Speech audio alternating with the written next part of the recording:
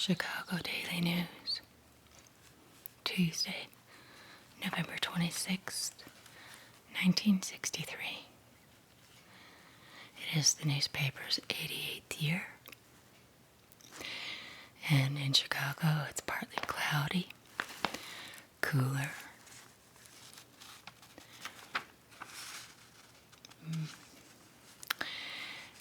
And it was 7 cents back then. Phone number on there. And we are reading about the assassination of John F. Kennedy. The headline reads, "Now he, too, belongs to the ages." After the death of Abraham Lincoln, assassinated 16th President of the United States, it was said of him, "Now he belongs to the ages." Today, with the burial of John F. Kennedy, assassinated 35th President, it can be said of him, "Now he too belongs to the ages."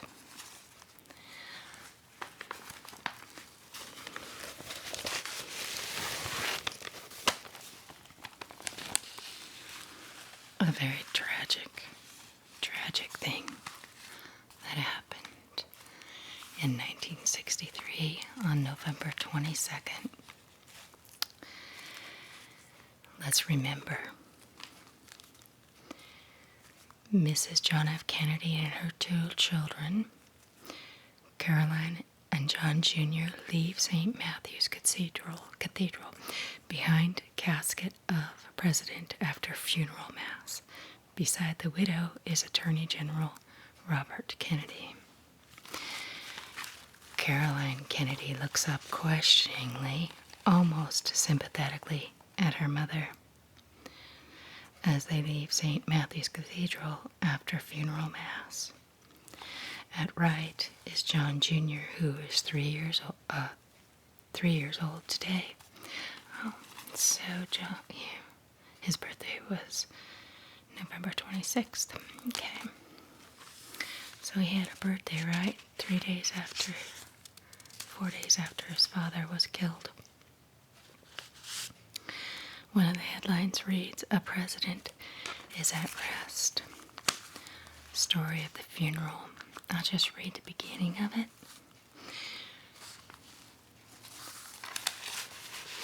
Okay. Erroneous reports spread over much of the nation Monday that Joseph P. Kennedy, father of the late president, had died. Newspaper switchboards in Chicago, New York, Milwaukee, and other cities received numerous calls about the rumor. Word of the elder Kennedy's death, according to some of the reports, was carried on financial tickers. However, these financial news wires were closed for the day.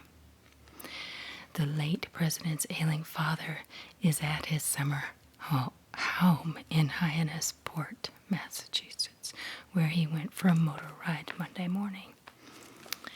That's a terrible rumor. This one, it says, "A poignant moment.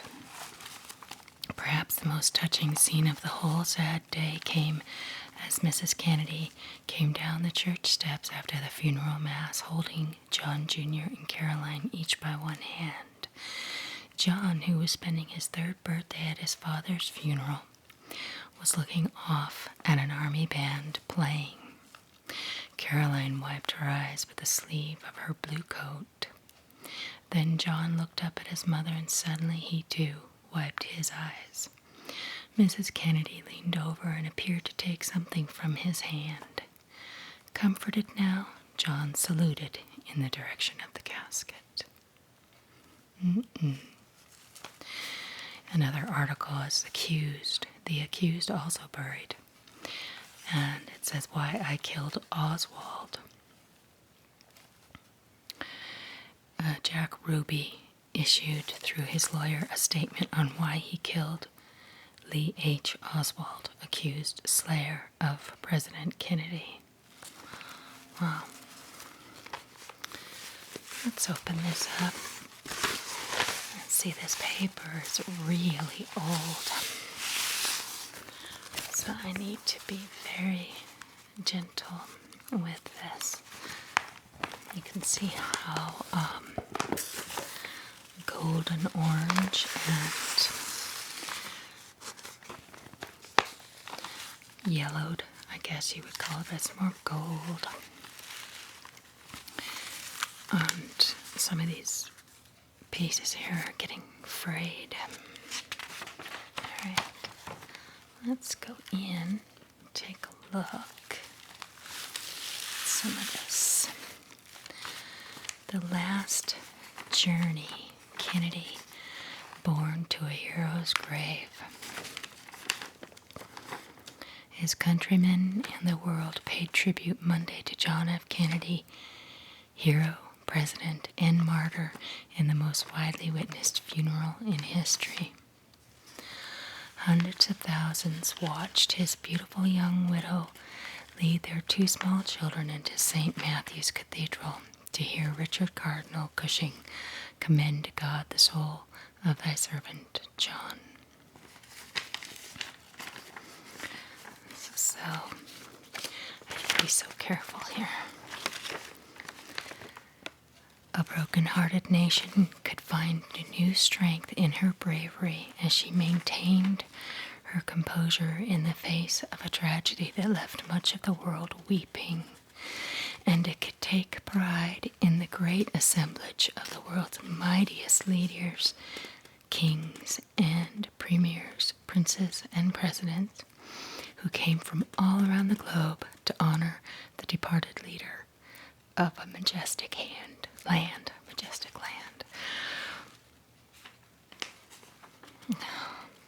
It makes me want to cry. Okay. It was a chilly but clear day, and some of the crowd wrapped themselves in blankets as they huddled on curbs along the route. As the cars arrived at the Capitol, Mrs. Kennedy, wearing a heavy black veil, walked up the broad steps. She was flanked on her right by the late president's brother's Attorney General Robert F. Kennedy. Then they walked out again through the military color guard in bright dress. The broad Capitol steps were lined on both sides with another color guard.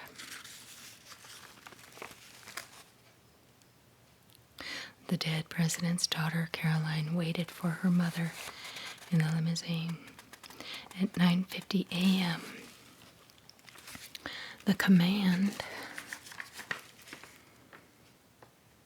was given, and the 6 gray horses drawing the caisson stepped off, preceded by clergymen presenting the Catholic, Protestant, and Jewish faith. Okay, behind, oh gosh, this is really hard to read. Let me see if I can pull this down some. Okay.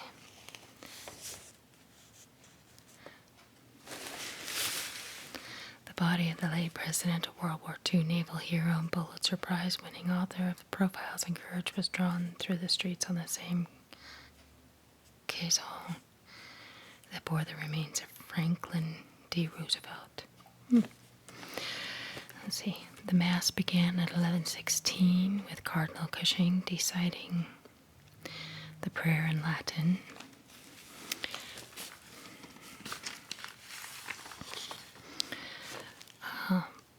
Protocol broke down completely during the march to the church, and Jared Biddleduke, chief of protocol for the State Department, tried vainly to keep the foreign dignitaries in order of rank, but they surged ahead, filling the street from curb to curb.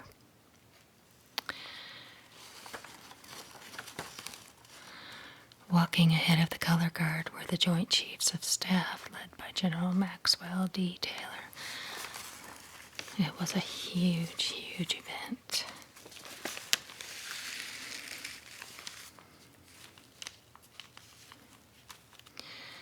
Mr. Truman, aging now, had to be helped up the church steps by his daughter, Margaret.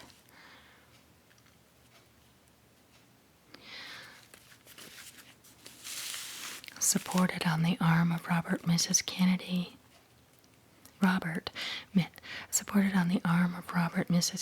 went to the communion rail and received Holy Communion from the Cardinal, as did Robert and Edward and other members of the family. The Mass ended at 11:50 a.m. And then the Cardinal began the ceremonies of special prayers and blessings for the soul of John Fitzgerald Kennedy.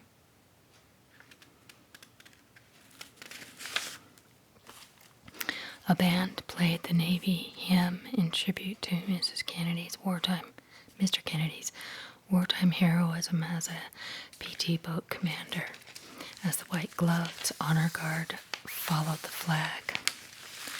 Finally, Cardinal Cushing prayed again for the wonderful man we bury here today. Mrs. Kennedy was handed the folded flag. At 2:12 p.m., she lighted the eternal flame. Then she turned and walked away, gripping the hand of Robert Kennedy, still bravely composed, her ordeal over in some respects, just beginning in others. After most of the mourners had left, the casket was lowered into the grave at 2:34 p.m. The journey was over for the man who said, "Ask not what your country can do for you. Ask what you can do for your country." A man who served his country in war and peace, and who finally gave his all. You can't give any more than your life for anything. And his people wept. Chicago school children, hushed and weeping, said goodbye Monday to a man they loved, because he loved little children so much. Thousands of them sat motionless at their desks, watching on television the funeral procession of President John F. Kennedy. Teachers said they had never seen such silent classes. For some, it was too much to bear. I had to turn this set off for a while, said a first-grade teacher at Pershing School. They're only 6 years old, and the sight of the casket, they were too upset. They couldn't take that. Older children buried their heads in folded arms and cried, and 11-year-old Karen James turned away as the president's widow appeared. "I can't look at her," she whispered.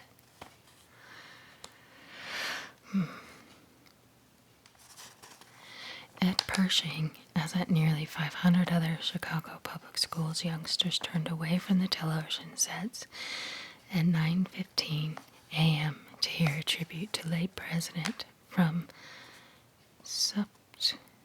Superintendent Benjamin H. Willis.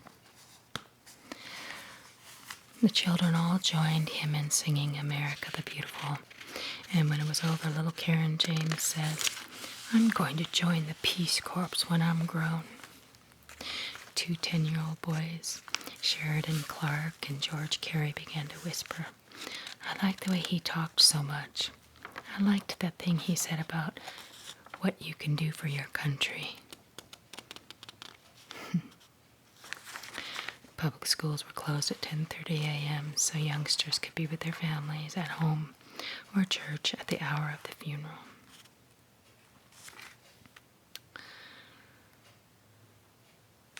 I want a flag to take home to my daddy. Those were the words of John Fitzgerald Kennedy Jr., who was 3 years old Monday.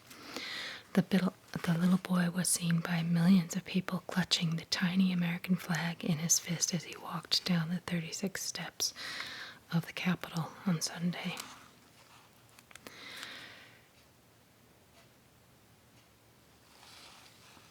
He got the flag in the speaker's office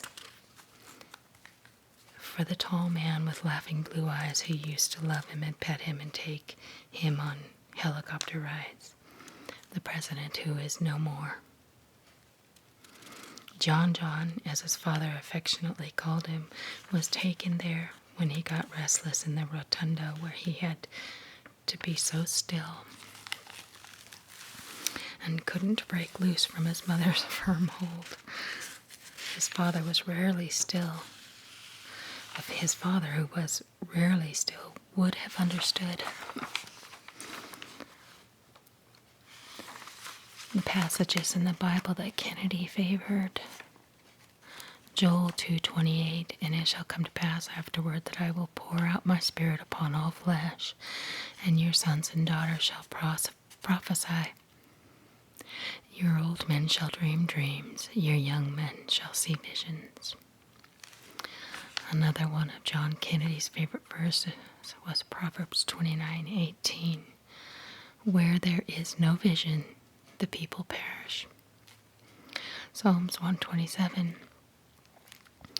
Except the Lord build the house, they labor in vain that build it. Except the Lord keep the city, the watchman waketh but in vain. He has a lot of favorite verses. Isaiah 40:31. But they that wait upon the Lord shall renew their strength. They shall mount up with wings as eagles. They shall run and not be weary, and they shall run and not faint.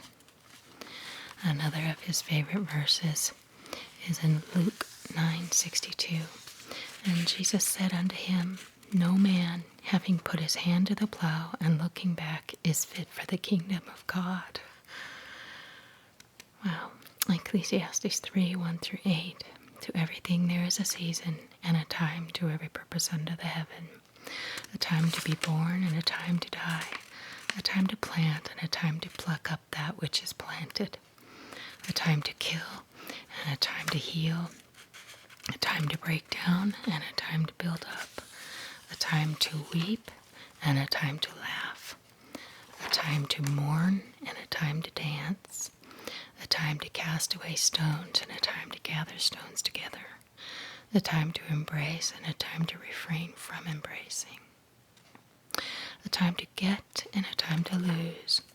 A time to keep and a time to cast away. A time to rend and a time to sow. A time to keep silent and a time to speak. A time to love and a time to hate. A time of war and a time of peace. Ecclesiastes is my favorite book of the Bible. I wish I had been older when John Kennedy was alive. I would have liked to have known him. Widow's courage praised. The London Evening Standard gave over its front page Monday to a tribute to the courage of widowed Mrs. Jacqueline Kennedy, under a headline reading The Heroic Dignity of Jackie Kennedy. It said in a dispatch from Washington, Jacqueline Kennedy has given the American people from this day on one thing they have always lacked, majesty.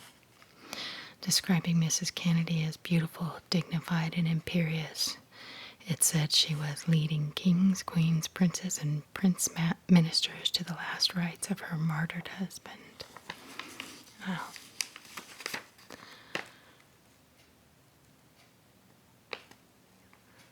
Here is the text of remarks made by Democratic leader Mike. I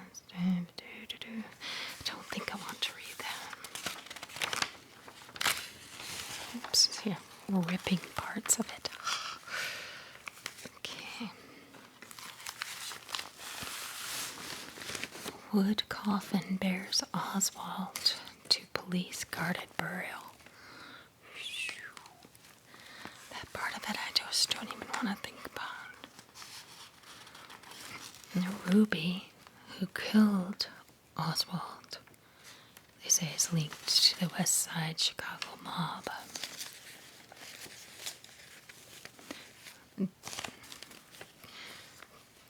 Confirms Oswald mapped President's Dallas route. Wow. Dallas. loss, doubt, despair, grip Big D, routines of police reviewed. I bet that happened. How could the police station slaying of Lee Harvey Oswald happen?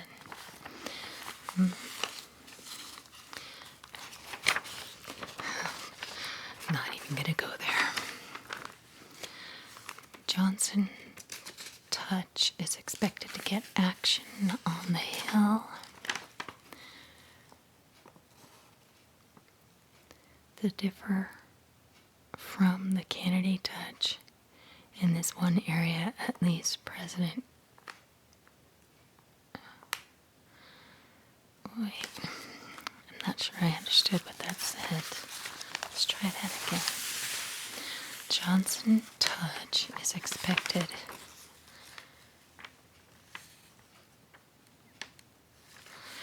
I'm not going to try. Look at that Tab. Does anybody remember Tab? I do. I loved that soft drink. The world grieves and China sneers. I'm glad I was too young to know that back then.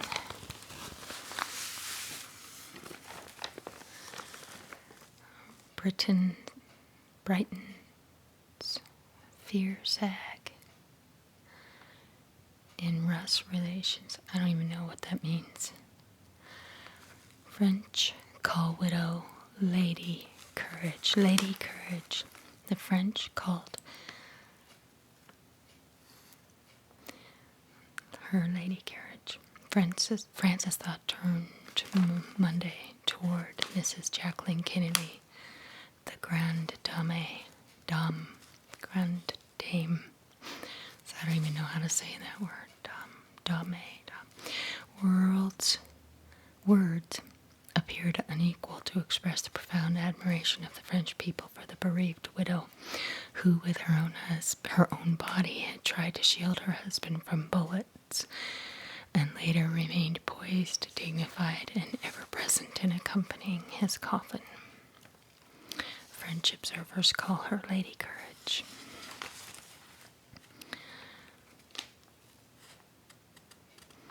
Okay, Britain's largest newspaper, the left-wing tabloid Daily Mirror, dwelt on the danger that the president's assassination and what Britishers regarded as the inexcusable murder of Lee Harvey Oswald might have international ramifications. Death of Europe's sorrow attests to its sense of unity. I'm going to put this back up here so y'all can see the images better.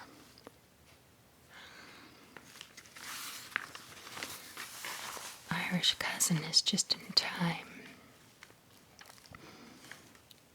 Marianne Ryan, distant cousin of the late President Kennedy, arrived here Monday, barely in time for his funeral services.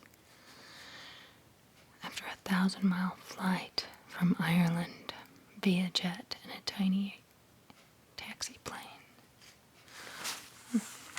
Okay. The London-New York Pan America World Airways flight that took her to the United States was diverted.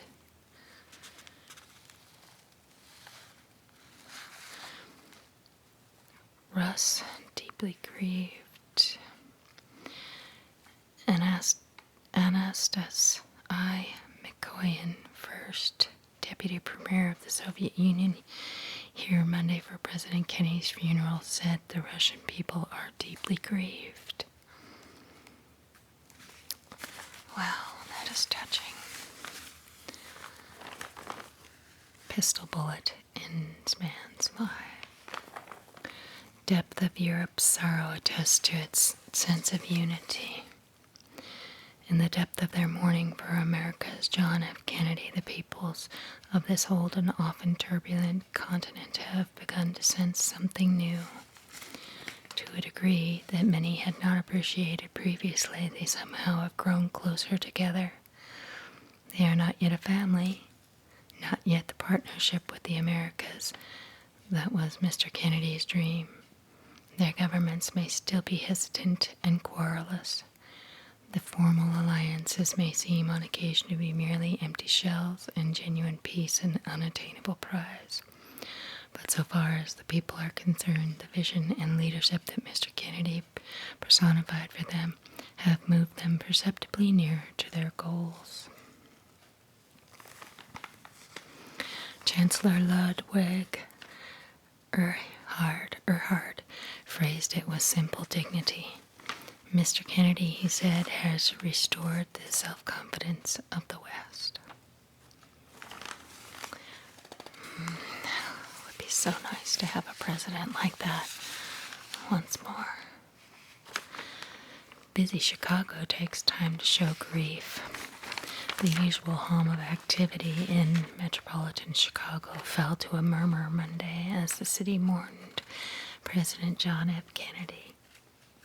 The Loop and its outskirts seemed deserted except for those persons who attended special memorial services in houses of worship.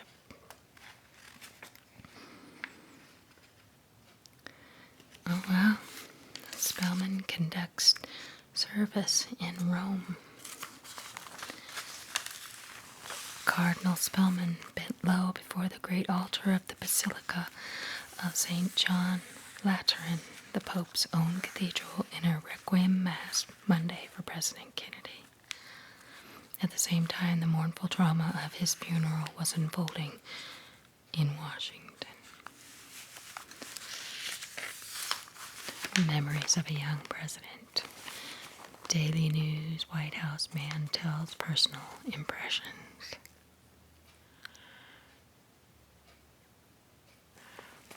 Yeah, I don't think I will read that.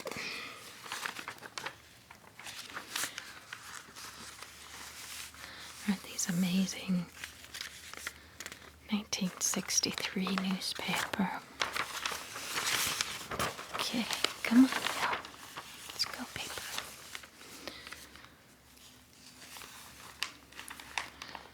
There's an ad for a Cadillac. Johnson becomes frontrunner for 1964 nomination. Liberal-conservative clash destined to be softened. Political time at a standstill to move ahead on Monday.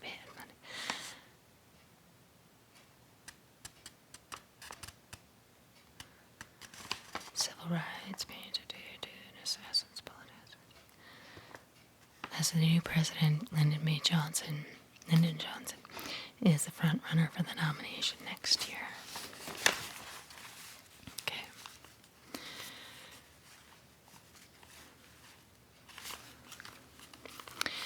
Labor friendship for Johnson. New since Senate days.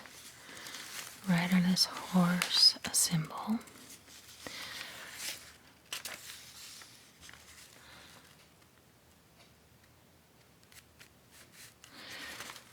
Okay, wait a second, what does that mean? The dark riderless horse in the Kennedy funeral procession Monday represented a tradition dating back to the days of Genghis Khan. The Mongols and Tartars sacrificed a horse at the burial of a warrior in the belief that the animal's spirit accompanied a master to heaven. The sacrificial practice later went into disrepute, giving way to the custom of having a riderless horse accompany the funeral of a fallen soldier. When Abraham Lincoln's body was carried from the White House to the Capitol Rotunda, the caisson was followed by the president's own horse with Lincoln's riding boots in the stirrups. Wow.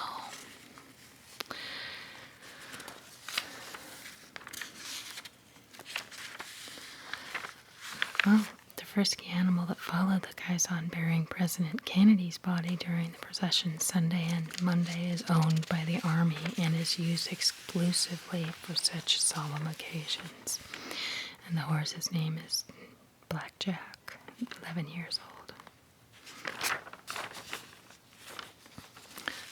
here this says the proper way to display a U.S. flag. The U.S. flag is flown at half-staff or with black streamers, if not on a flagpole to symbolize the nation's mourning for its dead president.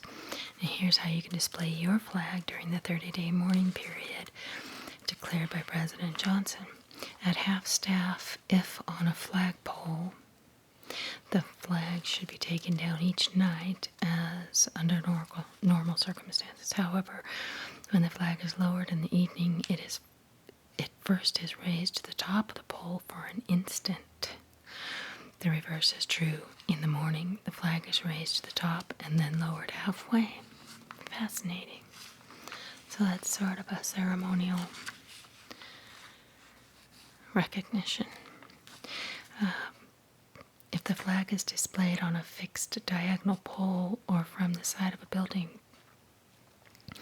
2 black streamers should be attached at the upper left corner over the blue field. The streamers should be at least as long as the flag. Interesting. I'd never heard of that. Let's bring this back down.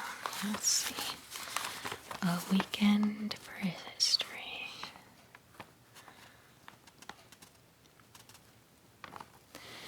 Oswald case still unfinished.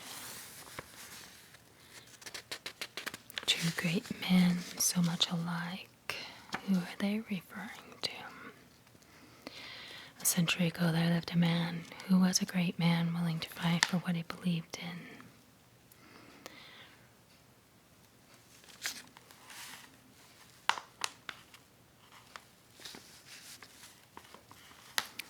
Hate can kill a president or a nation. Yes, hate is killing our nation right now. Roots of hate are hard to kill. Nearly every orator who has spoken on the death of President Kennedy has cited the tragedy as an object lesson in the wages of unbridled hate. It is surely that, and yet the corollary hope that the extremists will now submerge their differences and make common cause runs in the face of all historical experience. The assassination of Abraham Lincoln horrified a large part of the nation, but its reconciliatory impact upon a divided nation was nil. Indeed, it can be argued that the sudden tragic departure of the great humanitarian ushered in an era of post-war savagery and vengeance that left scars visible until this day. Wow. President Johnson, we are certain, will wish as much as any man that a reflective, sorrowing nation will now perceive the folly of prejudice and dark suspicion and put aside passions in favor of brotherhood. But we are equally certain that he will count on no such occurrence and will undertake, as did his predecessor, to exert his influence on the gradual course of history rather than to look for the millennium overnight. Being a wise man, he knows that deep-seated emotions are not turned off and on like spigots, nor is hate argued away by logic. Quite to the contrary, the haters are the last to be reached, convinced as they are that the orator is intended for others, and that what is in their hearts is not hatred at all, but patriotism, common sense, prudence, or righteous indignation.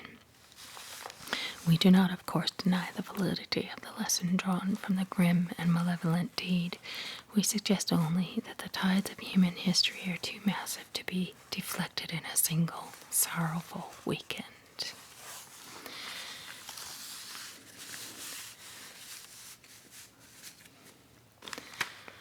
Let's have a drink. All this sad stuff just... Okay, why do we allow such brutality and waste? See, this is moving on to a different story.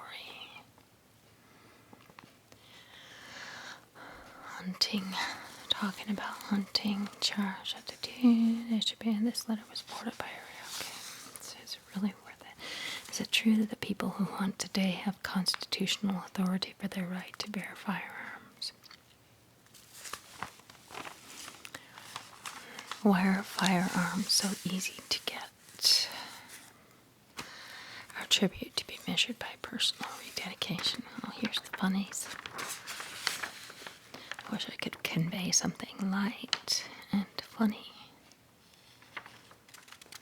I'm not going to try to read the funnies.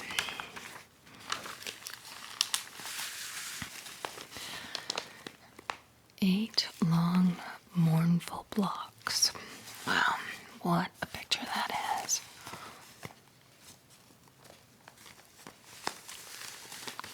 It would sure be nice to know exactly what the assassin had been thinking. Left under her black veil, Mrs. Jacqueline Kennedy, widow of the slain president, weeps as his body is lowered into the grave in Arlington National Cemetery. At her side, also showing the strain in her face and gripped hands, is the president's mother, Mrs. Rose Kennedy. Senator Edward Kennedy is at the left, with other members of the slain president's family in the background.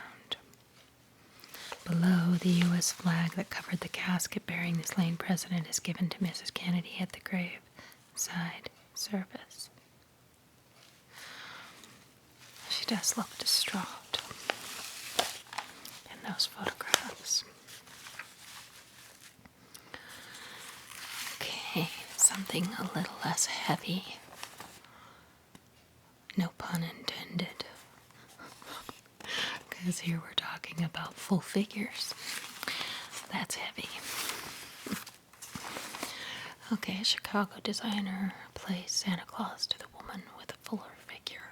Doctor of the Doctor Dress Company has introduced his holiday line of clothes for the woman who wears size 12.5 to 24.5 or 12 to 44. With the holidays just around the corner, what better time for a new dress? Okay. Oh, so the 60s is when they actually started making larger sized clothing. Set plans for Bain Marjorie wedding.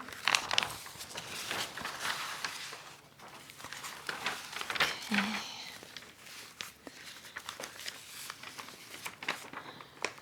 For and about you, sincerely, Eden Wright. Okay, get back. Okay, this seems interesting.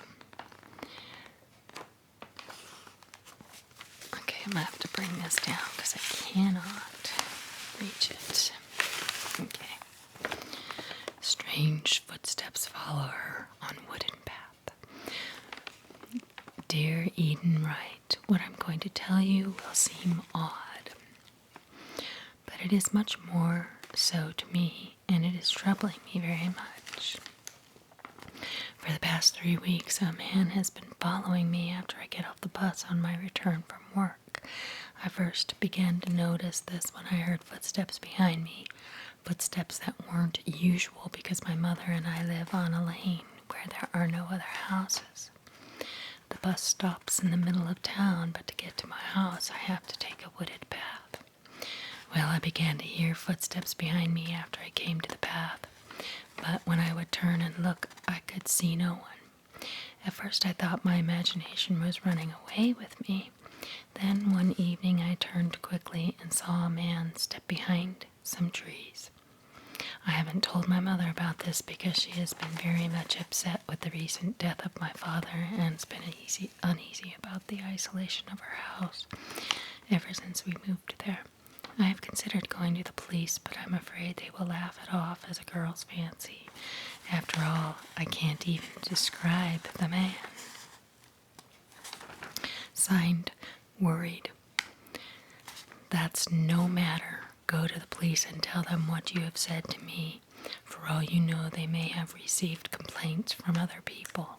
In any case, they will look into yours and try to resolve it as well as giving your protection. Meanwhile, Dear Mrs. Wright. Oh, that's interesting. Okay, so that's another story, but I don't think I'll read that. Your manners. Cutaway is right dress for bridegroom. Young living, good manners for teen parties. I didn't know anything like that ever existed at a teen party. Good manners at a teen party. Can't even read that because state aid resigns under fire. Stocks quiet in London. Fall in Tokyo. Studebaker chief quits. State aid. Okay, so let's see. Cigar sales light up, puffing to new highs. I love those puns. Memoriam merger approved. Expect steady output of steel in December. Look at all these ads, they're so cool, so old. Okay. Should NFL have played? Don't feel like going. See, this is a whole newspaper, and they actually have the sports section within the paper instead of a whole section by itself. Gross. There aren't any easy answers. Hollis can't digest. I have no idea. I never. Butkus Kelly on All America. Cat's Cage picture iffy. Blue Mound Cagers Meridian favorites. Spartans. Men for climax varsity will face Frosh. And it's all complete Greek to me. Loyola tops preseason ratings. A humble memo to wistful little 3-year-old. Memo to a small boy on his 3rd birthday. I feel a strange need to tell you these things, John, because I saw your small, wistful, wondering face in a little black box across 1,000 miles of megacycles. I am almost too shy to speak. It is so short a time since I have been permitted to rediscover your awesome world of childhood.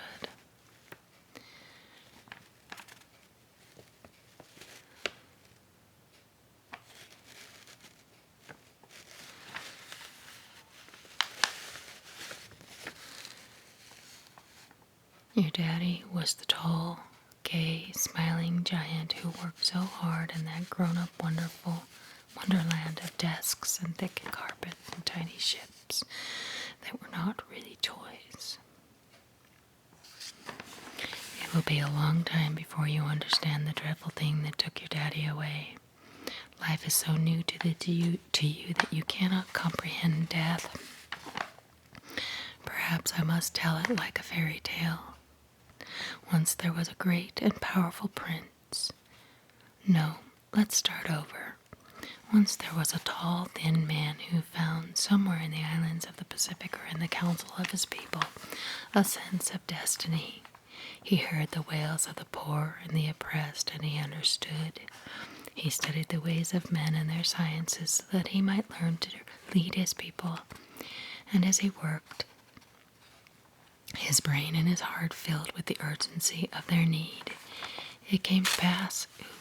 Oh dear, I ripped my paper.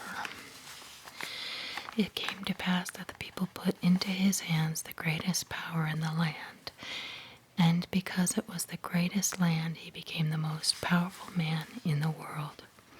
But his way of leadership was not easy. He wanted to strike the chains of bigotry and hate from those who had worn them for generations. There were men who said he was too hasty, too brash, too foolhardy. people loved him because he was young and handsome and witty and compassionate, and many people hated him for the same reasons. That's terrible. Why would anybody hate somebody for being young, handsome, witty, and compassionate? As you grow, you will come to know why you are one of his soldiers in the Children's Crusade. These things, these freedoms, are not going to be won in the withered old hearts of the jungle giants. God's children must learn to love each other and understand each other, and work with each other on the playgrounds and in the classrooms and in their daily lives.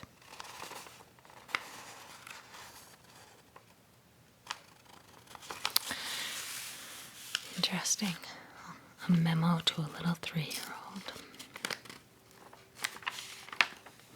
It was unreal despite TV coverage. Mood changes. He was not dead. He couldn't be.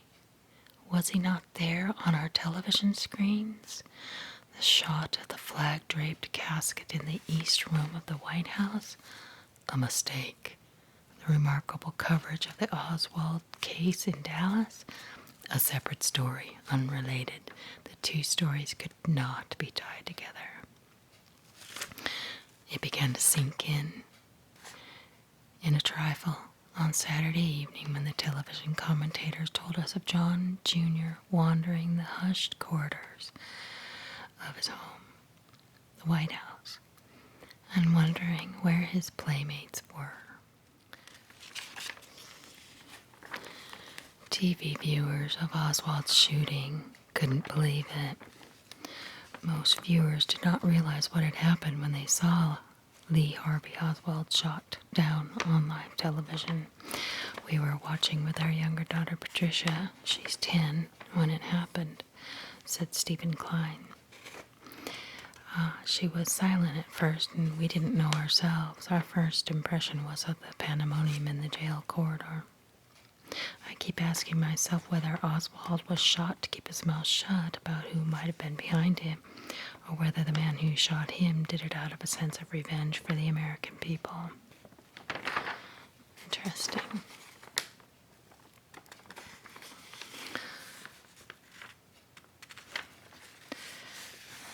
Such somber truths of our history. Let's get lighthearted now and remember The Rifleman, starring Chuck Connors. I love that show. I love it still. And let's see. This is so funny. It says, color back. Let's gray-haired woman stop screaming. I no longer feel like screaming when I look in the mirror. I hated gray hair very much. I enjoy using color back, writes Mrs. L.K. in Columbus, Ohio. I'm sure that hair dye had been around for a little while.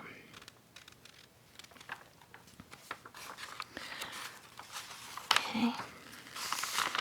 And the last picture on the back of the newspaper is the bridge to eternity. And you see that. There's a man saluting. It's Jacqueline.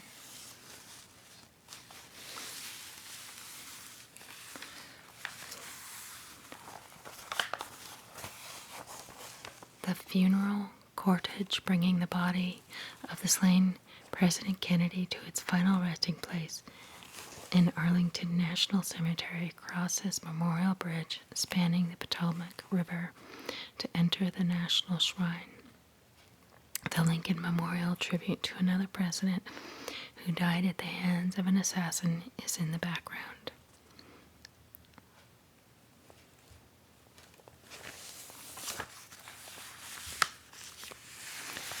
The bridge to eternity.